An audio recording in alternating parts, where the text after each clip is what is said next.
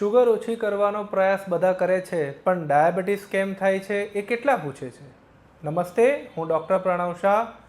Diabetes માત્ર blood શુગરનું નામ નથી, પરંતુ તે શરીરના અંદરના તણાવ, ખોટી જીવનશૈલી અને દોષોના અસંતુલનનું પરિણામ છે.